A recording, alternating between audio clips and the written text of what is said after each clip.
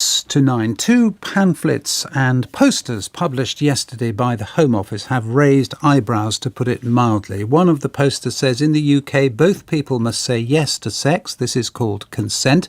If you have sex with someone who does not want to, this is called rape. Rape is a serious crime. Another one says in the UK, men and women are equal. This means men and women are treated the same.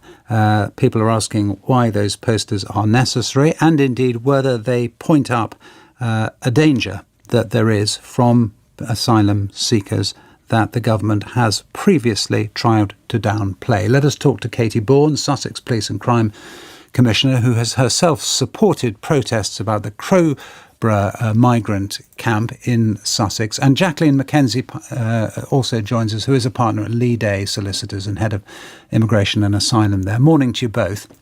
Good morning, Jacqueline. Good morning. Jacqueline McKenzie, first of all, do you think these posters are right? Do you think they say the right things? Do they give the right message?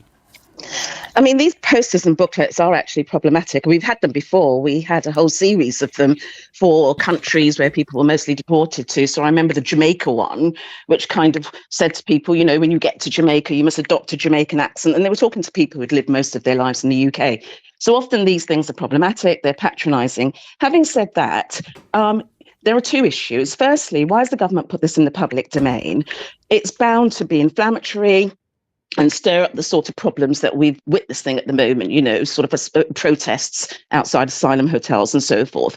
And secondly, or rather, there is actually something quite useful about having, you know, a document that tells you about the customs and rules of a country. We often look things up when we're going to a country for the first time.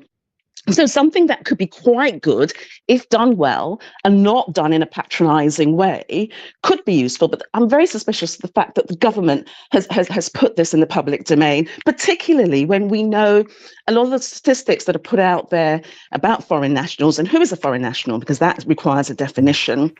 You know, we're positing that against asylum seekers, you know. So the whole thing, the data is problematic. But, you know, we had things like, you know, 44% of people in asylum hotels in Dorset, you know, had committed a sexual assault. And then ONS said, no, it was 1%. We saw the same thing in Epping. So it's problematic. It's inflammatory. But done well, it could be useful. Katy Bourne, it's inflammatory, is it? Well, I mean, first of all, for me, it shows that the government recognise that there is an issue here. And this is what residents in Sussex, when they've turned out every Sunday to march, this is the biggest issue that they've raised with me and with others. You know, they've got 540 sexually active men in a very close-knit community. And this is why people are rightly worried, because these men come from a different culture. So first of all, the government are finally recognising that there is an issue here. But the issue is much more systemic. This is cultural. And giving somebody a pamphlet saying, be a good boy and don't blow kisses at girls in this country. And by the way, girls and women have to say yes if you approach them, is not going to cure something that is societal. It's a cultural issue. Jacqueline McKenzie, you are, after all, a lawyer. When you look at this, it doesn't matter that most asylum seekers are plainly not going to offend and don't want to offend. It does matter, doesn't it, that it draws attention to the fact that some might come and do come from cultures where women are treated badly. And that is just a fact. And it just draws attention to it, doesn't it? Well, absolutely. There are cultures. So, for instance, you know, I took a quick look at the booklet and it reminds people that in this country, women don't need permission from a man to do anything. We could do with telling some of our men in the UK that. That is right. That is good. What the point I am making is give the pamphlet that talks about the rules and customs of this country to people when they make an asylum claim or when they turn up at the asylum processing centre. The fact that it's all over the news today is inflammatory, and your commissioner there just quoted a figure of people who are sexually active. What on earth does that mean? That doesn't mean they're committing crimes. Katy Bourne? It states exactly what it is. These are men. We've got a maximum of 540 male migrants, asylum seekers, in an army training camp in Crowborough, just a mile outside of a But how many of them have committed an offence? But how many of them have committed an offence? I mean, that's the issue here. Let's just have a look at the last 12 months. We had the gang rape of 3 asylum seekers on Brighton Beach, which was brutal against a woman. You've got the Abdul Khan case in Nottingham, 13-year-old girl raped. You've got the Malakil case in Nuneaton, 12-year-old girl raped. You've got the Falkirk case of an Afghan who raped a 15-year-old, the Epping case. And that was just in the last 12 months. So, people are rightly concerned. At least the government recognise that there could potentially be an issue here.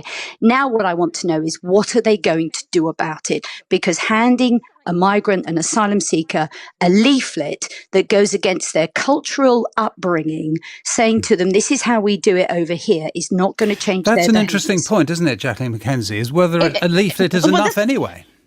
Well, quite, but we must not allow this idea that, it's a major problem. There are some horrendous cases. Well, it's a major problem when someone is attacked, isn't it? Well, of course, it's a major problem for the person who's been attacked, but the numbers are still quite small, so it isn't a major issue across society. But as I said, it's the fact that this is public news when it doesn't need to be. By all means, hand people a leaflet that tells them about the rules and customs of this country. But the fact that we're all talking about it, I mean, this morning I've tuned into various programmes where the comments that have been made shows that the leaflet and the fact that it's in the public domain is having the desired effect. All right, Jacqueline McKenzie from Leigh and Katy Bourne as well, Sussex Police and Crime Commissioner. Thank you both.